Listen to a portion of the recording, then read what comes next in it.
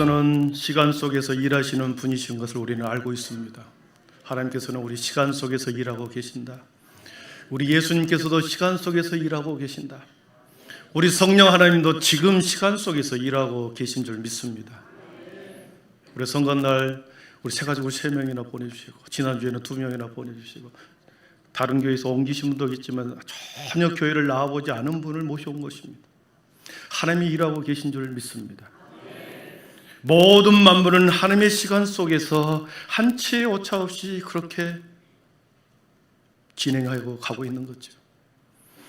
화려했던 올해의 시간, 아름다운 계절의 아름다움을 뒤로하고 이제 새로운 한 달 6월이 시작이 되었습니다.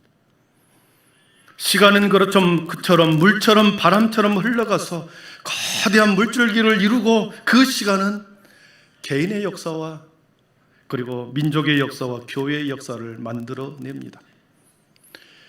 그렇기 때문에 그냥 시간을 흘러가 보도록 내버려두지 말고 날마다 의미 있는 시간을 끌어올리시기를 축복합니다.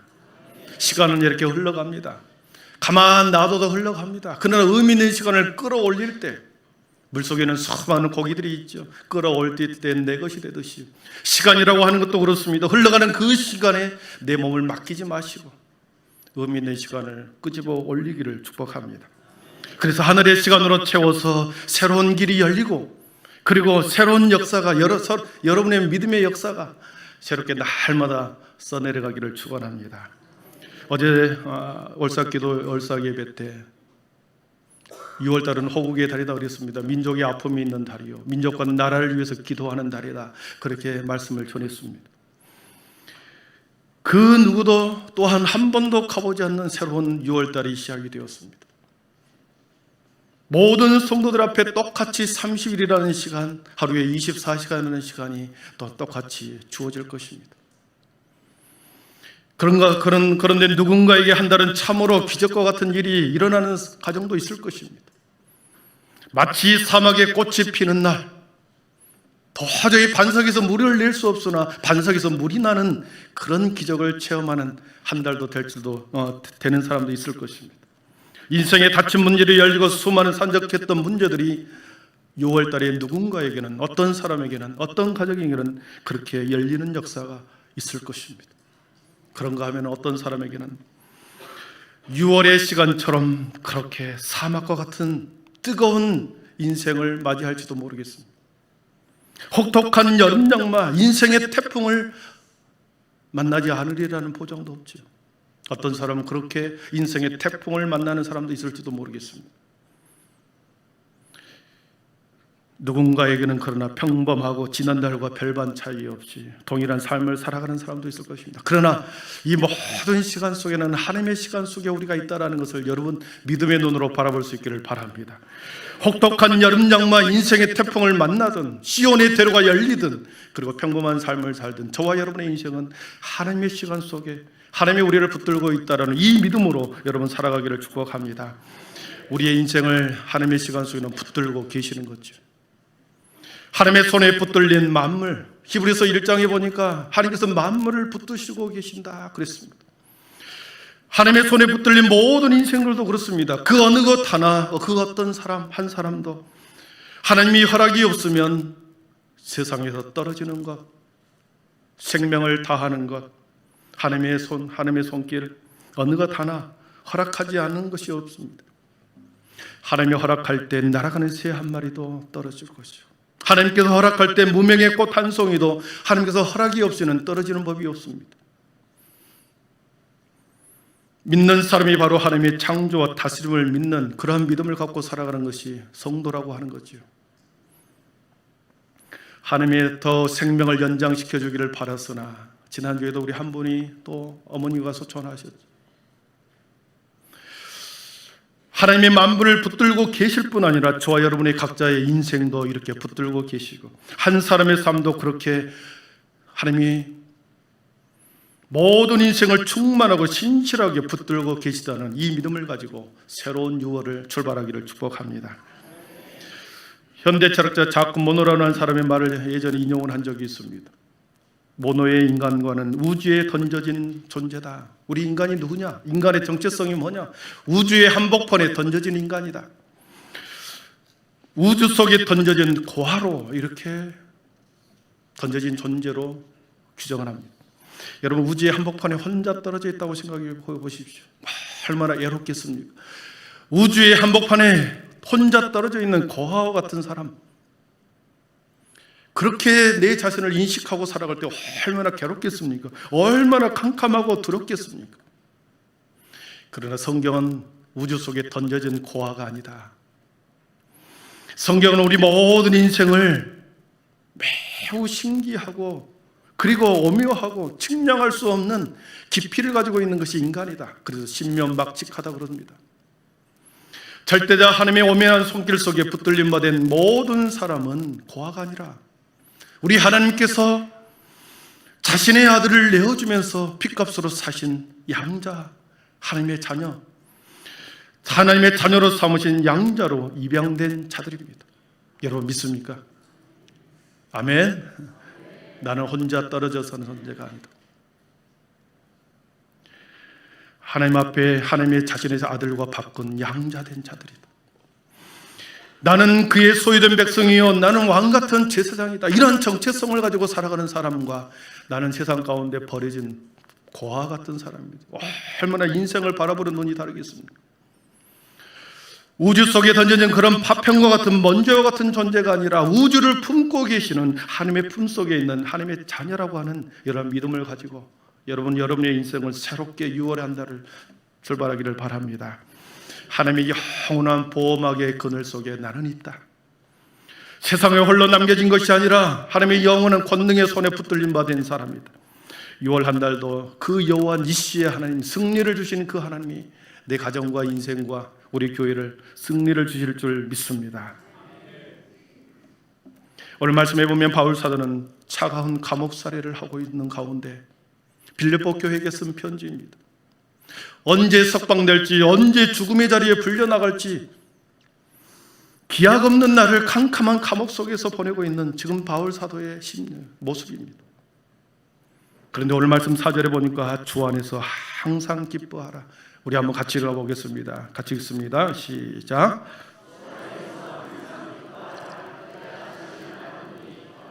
네, 아멘. 별로 이렇게 감동이 안 오지요. 주 안에서 항상 기뻐하라. 내가 다시 말하노니 기뻐하라. 아무런 감동이 없습니다. 주 안에서 항상 기뻐하라. 내가 다시 말하노니 기뻐하라. 여러분, 바울 사도가 전하고자 하는 마음이 느껴지십니까? 캄캄하고 차가운 감옥에서 도저히 기뻐할 수 없는 상황입니다. 어떤 고난의 시간 속에서 언제 석방될지, 언제 죽음의 자리로 불려나갈지 기약 없는 날 속에서 있었으나 다시 말하노니 기뻐하라.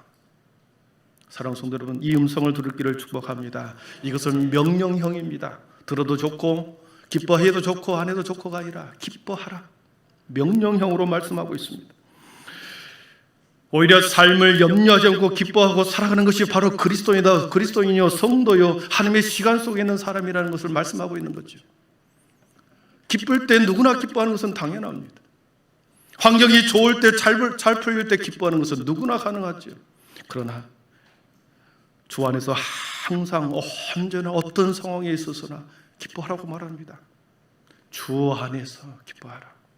기뻐할 수 없으나 내가 주님 때문에, 주님이 나를 위해서 죽으신 그 십자가의 사랑 때문에 내가 도저히 인생 가운데서 내가 매일매일 눈물로 살아가는 그날이지만 그래도 하나님 명령하셨으니 내가 기뻐하겠습니다.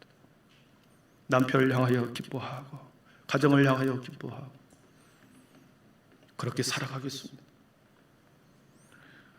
그러면서 바울 사도는 더 중요한 말씀을 합니다. 우리 6절을 같이 읽어봅니다. 6절입니다. 시작. 아무것도 염려하지 말고 다만 모든 일에 기도와 간구로 너희 구할 것을 감사함으로 하나님께 아뢰라. 아무것도 염려하지 말아라. 항상 기뻐하라. 오직 모든 일에 기도와 간구로 감사함으로 하나님께 아뢰라 말씀하십니다. 왜냐하면 너희들이 바로 하나님이 내 아들을 대신하여 산 양자 아니냐, 아들 아니냐. 그러니 아무것도 염려하지 말아라. 너희는 고아가 아니라 내가 붙들고 있는 하나님의 아들이다. 그렇기 때문에 염려를 기도로 바꿔라. 사랑하는 성도 여러분, 기도는 절대자를 향한 인간의 언어라고 그랬습니다. 절대자를 향한 인간의 언어가 기도입니다. 인간의 언어로 절대자 하나님 앞에 드리는 우리의 간구, 기도, 이것이 기도라는 것. 그래서 기도는 아버지와의 대화요. 대화 가운데 소망을 넣고, 대화 가운데 회복을 넣고, 대화를 통하여 우리의 소원을 아뢰고 간청하는 것이죠. 기도는 그래서 생명이요 회복이라고 말합니다. 기도할 때 우리의 생명이 날마다 소생하고 회복되는 역사가 일어날 줄 믿습니다. 6월을 시작하면서 오늘 기도에 대한 두 가지를 말씀드리려고 합니다. 오늘 6절 말씀처럼 기도의 자리는 어떤 자리인가? 염려와 두려움을 몰아내고 극복하는 자리입니다. 그렇습니다. 우리 한번 따라해 보겠습니다. 기도의 자리는 염려와 두려움을 몰아내고 극복하는 자리입니다. 아무것도 염려하지 말아라 말씀하십니다. 우리는 기도하지 않을 때 염려가 크게 보입니다. 이게 앞에 두 개를 꺼버리시죠. 우리는 기도하지 않을 때 염려가 더 크게 보이고 걱정이 더 많이 쌓이게 됩니다. 염려와 근심과 걱정을 염려하지 말아라고 했는데 어떤 사람은 근심과 염려와 두려움을 묵상하는 사람이 있습니다. 말씀을 묵상하라 그랬는데 근심과 걱정을 묵상하는 사람이 있더라는. 묵상하지 마십시오. 기도하지 않을 때 걱정거리는 더 부풀려집니다. 기도하지 않을 때 염려는 더 상황이 악화되는 쪽으로 계속 생각을 몰아갑니다.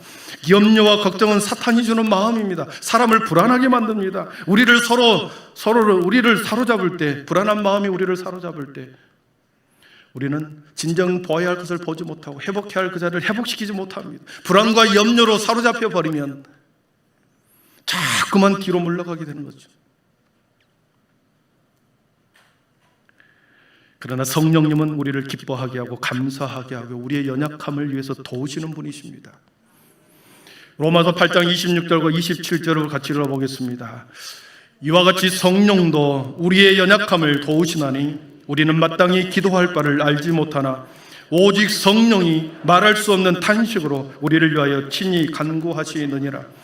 마음을 살피시는 이가 성령의 생각을 아시나니 성도를 위하여 간구하십니다. 아멘. 여러분, 기도할 때 기도의 자리에서는 성령님이 여러분을 도와주신다 하십니다. 성령님이 여러분을 친히 말할 수 없는 탄식으로 우리의 기도를 하나님 앞에 간구해 주신다 말씀하십니다. 여러분, 기도의 자리는 매번 이야기하지만 능력을 입는 자리입니다. 두려움을 몰아내는 자리요, 염려와 근심을 물리치는 자리입니다. 이로부터 이로부터 내리는 하늘의 능력을 받는 시간이기 때문에 우리의 각 천사가 우리의 기도를 계속해서 담아서 하늘나라로 올라갑니다. 그렇기 때문에 기도 속에서는 우리는 능력을 입는 자리요, 하나님의 마음을 전수받는 자리가 기도의 자리입니다. 그 영광을 기도 중에 체험할 때 우리는 근심과 염려와 두려움과 걱정의 산들이 작게 보인다는 거죠. 기도가 더 크게 보이면 염려와 근심은 작게 보이는 거죠. 우리를 삼키려고 하려고 덤쳐오는 거대한 물결들을 보고 걱정하고 염려하고 두려워할 것이 아니라 오히려 그것을 기도함으로 더 큰 믿음의 기도를 드림으로 뛰어넘는 큰 담력과 용기를 기도 시간에 얻게 되므로 우리는 두려움을 이기게 되는 놀라운 은혜를 경험하게 되는 것입니다. 여러분, 여호수아 1장에 보면 여호와의 종 모세가 죽은 후에 그러면서 1장 1절을 시작합니다. 모세가 갑자기 40년 동안 그들을 지도했던 모세가 하루아침에 어느 순간에 돌아가신 것입니다. 지도자를 잃어버렸다라고 하는 것은 지금의 상황과는 차원이 다릅니다. 절대 지존의 존재, 상상할 수 없는 그런 자신의 지도자 모세가 죽었습니다. 산과 같이 거대한 언덕이었습니다. 언덕과 산이 무너진 거죠. 그런데 모세가 죽음으로 여호수아가 남겨진 여호수아와 그 남겨진 백성들은 근심과 염려와 두려움에 빠진 패닉 상태에 빠져버린 거죠.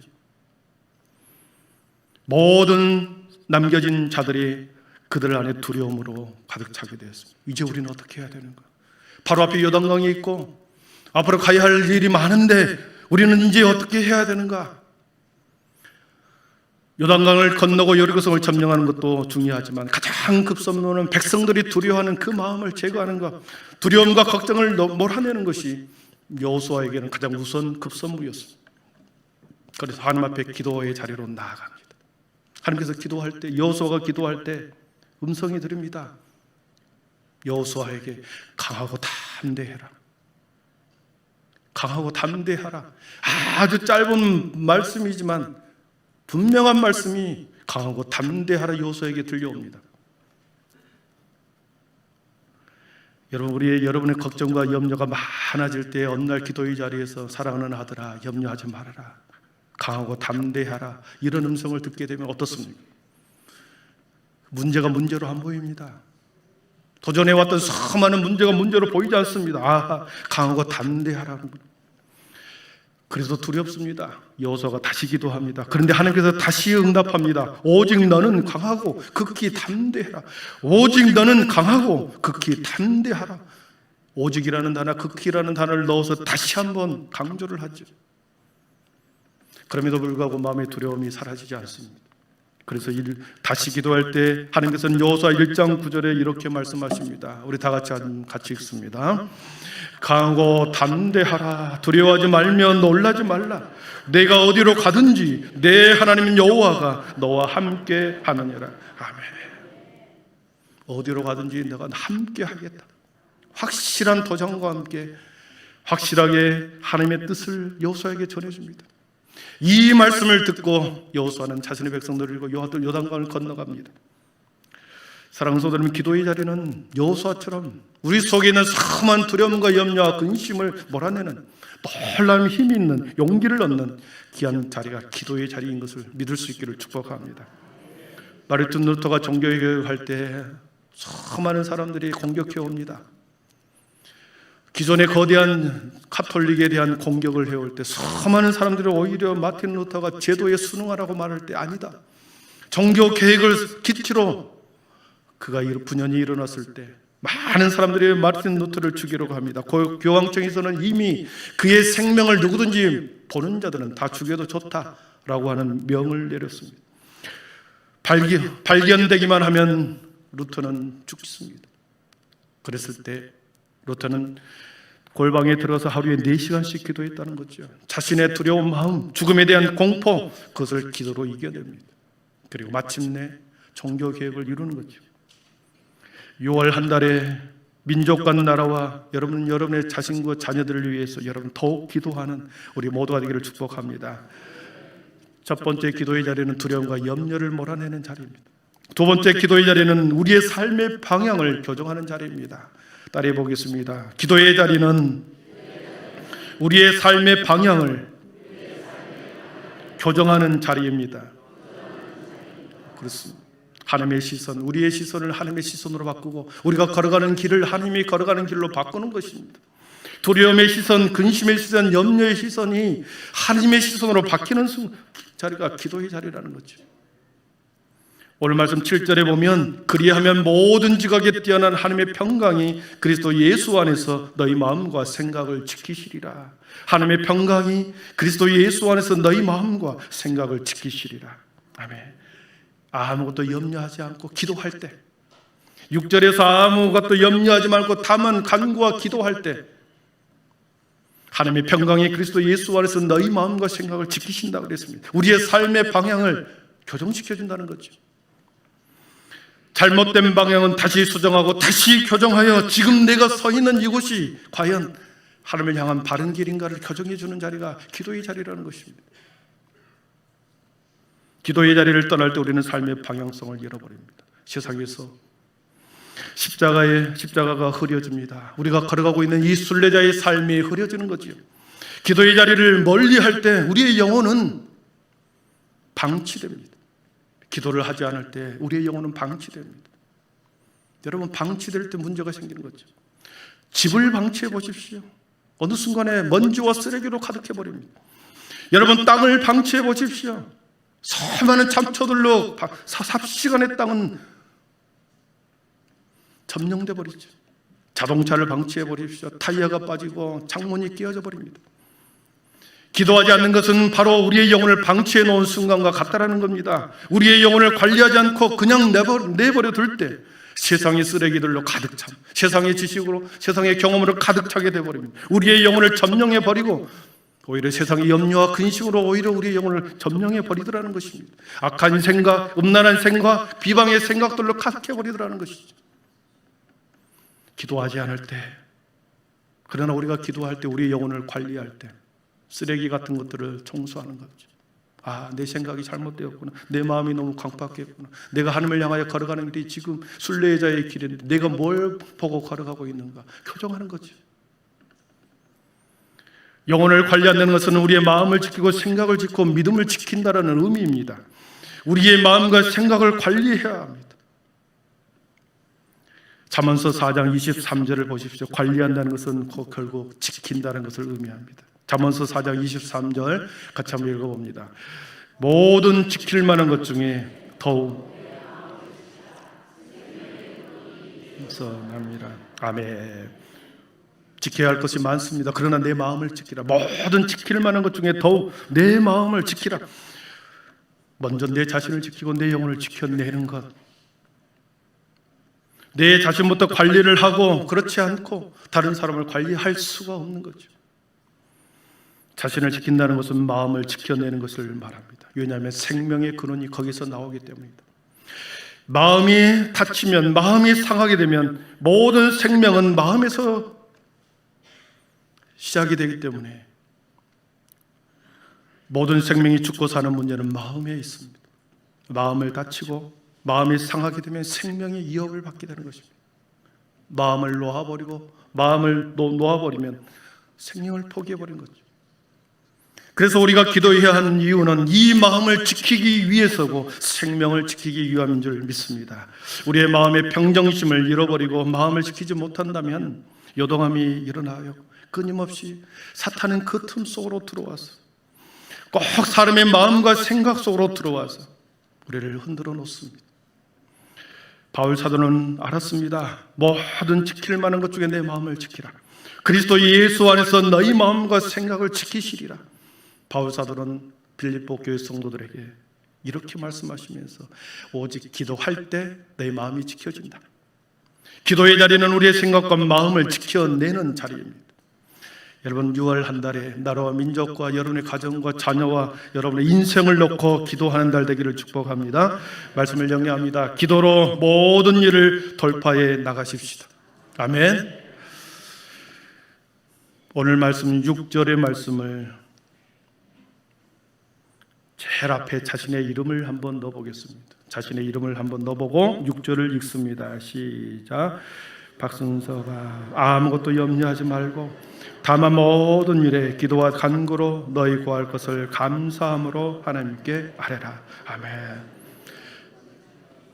하나님의 평강이 그리스도 예수 안에서 너희 마음과 생각을 지키시리라. 아멘. 자신의 이름을 제일 앞에 넣고 6절과 7절을 읽으면 여러분, 이 말씀이 여러분에게 주신 하나님의 말씀인 줄 믿습니다. 기도의 자리는 우리의 마음속에 있는 모든 두려움과 염려와 걱정을 몰아내는 자리요, 기도의 자리는 우리의 삶의 방향을 교정하는 자리요, 기도의 자리는 우리의 마음과 생각을 지켜내는 자리입니다. 6월 한 달 동안 기도를 통하여 회복되는 저와 여러분, 우리 교회 되기를 축원합니다. 기도하겠습니다.